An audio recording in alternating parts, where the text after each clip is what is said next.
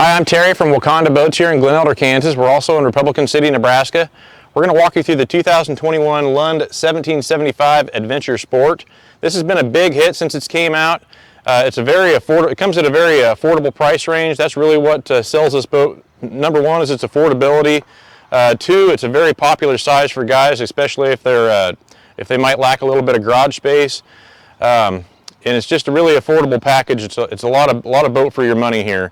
And this one's sold. I'll kind of show you how we stock it and what the options this guy went with.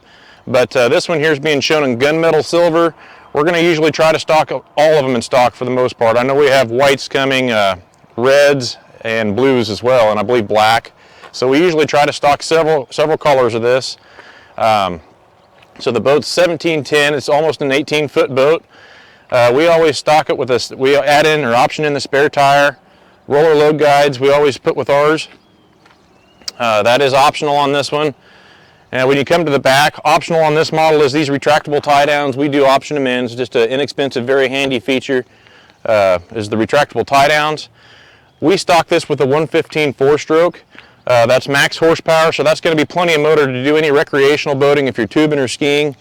Some guys do call and ask about a 90 horse. We don't stock it with a 90. We just don't feel like the price difference between a 90 and a 115 is big enough to justify putting the 90 on it. And that way you got plenty of motor if you're going to tube or ski or whatever the case. Comes standard on here is a nice 4-step ladder. So anybody getting in and out of the water swimming or just recreational boating, it's an easy way to get in and out. Again, this one's sold and we have it rigged with electronics. So this will be a typical install on any of the Lunds that we install transducers on. We put a transom board here. That way, if you're ever needing to move this transducer or change it out, whatever the case, you're not putting any extra holes in the boat. I think that pretty well covers the outside here. Now that we're inside the boat, I'll just kind of show you. This has really always been a pretty popular layout for a lot of people. If you got extra people you're wanting to take fishing or just boating in general, you got potential seating for possibly 6 here if you're opting in another seat. But people really like this layout. You get the flip-up jump seats on both sides, and underneath the jump seats you have storage. That's where your crank battery goes, actually on this side, and then so you'll have storage on the other side as well. So a lot of storage there. She missed that. Here in the center is your main live well. That is your live well on this model. It's a nice sized live well. And then you can see when you flip these down, you have just a nice sized casting deck to fish off the back. One of your pedestal seats will move up here for the guy that wants to fish off the back here. This guy opted for the sport top.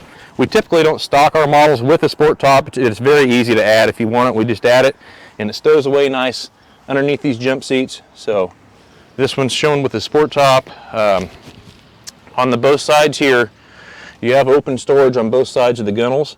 So you have some storage there.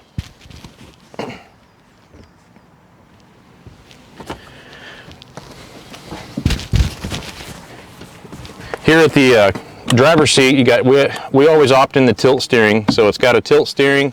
This is a very typical install on a lot of these Lunds. That's called the Lowrance Hook 7 Reveal. So that's a 7-inch screen, very popular on this model. And with the use of a ram, you can put a bigger screen if you want, but this is a very common one. All your switches right here. Let's see. This one is right here. So I'll show you also the interior lights. It comes standard on it. That's a switch here on the dash. You do have an LED light right here, and also another one up on the bow.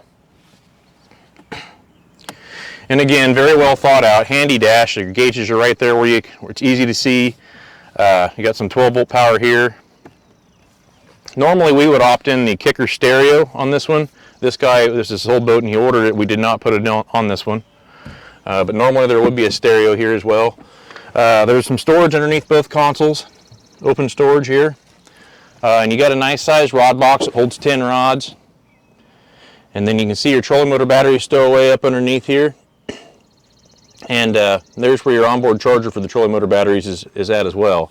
And we just ran the cord actually right up here, so it's kind of easy to plug in. And then over here on the passenger side, you've got a nice sized lockable glove box, very deep. I mean, that's a huge compartment.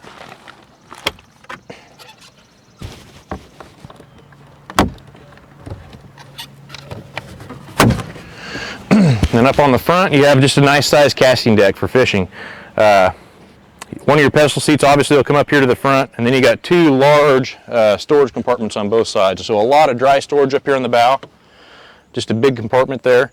And this is the travel cover. We always include the travel cover with all of ours as well. And then you got, of course, some more storage up here on the very front. And then this is the 80-pound Terova iPilot. That's also one of the most common trolling motors we're going to put on these boats. That gives you your spot lock and everything you want to do. It's a very reliable trolling motor.